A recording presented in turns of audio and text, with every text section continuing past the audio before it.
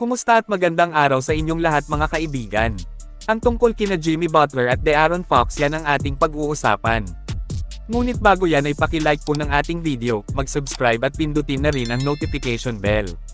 Para maging updated ka sa ating mga susunod pang videos na ipapalabas. So isingit po natin itong naging resulta sa NBA Cup Final sa pagitan ng Bucks kontra OKC mga kaibigan. Na kung saan isang mainit po na laban ang nangyari, parehong may lakas ang magkabilang grupo kaya naman solid ang naging salpukan. Sa first half ay talagang dikit lang ang talaan, parehong palag na palag ang dalawang kupunan.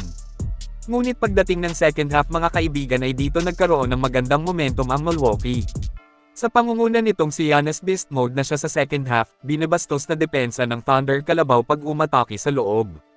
Na-outscored nila ang OKC sa third quarter kung saan umiscore lang naman ang Bucks sa third ng 26 points habang 14 points lang dito ang Thunder.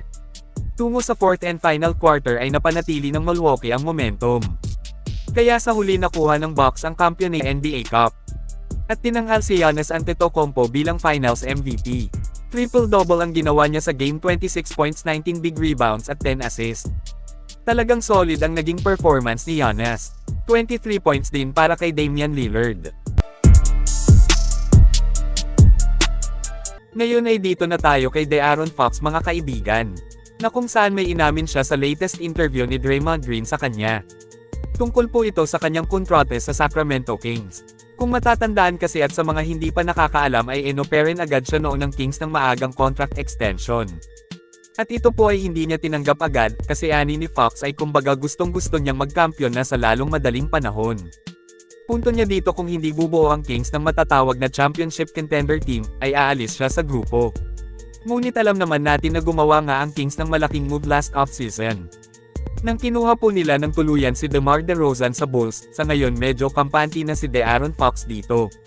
Samantala nagbalita naman ngayon lang si Shams tungkol sa trade update rumors nitong si Jimmy Butler. Na kung saan nananatiling open makinig ang Heat sa anumang team ng liga tungkol sa Butler trade. Kinumpirma po dito ni Shams na ang Golden State Warriors at Phoenix Suns po ngayon ang nangunguna kay Jimmy. Kasunod na lang dito ang Rockets at Dallas Mavericks. Para sa Butler trade kay Golden State Warriors mga kaibigan, anong masasabi niyo tungkol dito? Goods ba ang ideyang ito?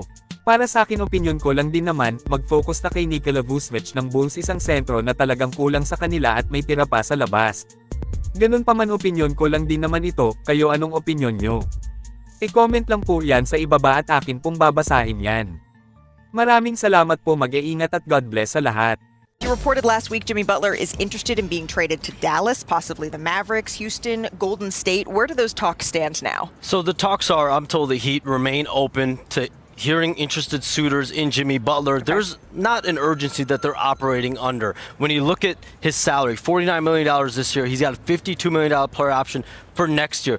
The market that we're going to see come this offseason, there's one team with significant cap space, and that's going to be the Brooklyn Nets, $60 million plus.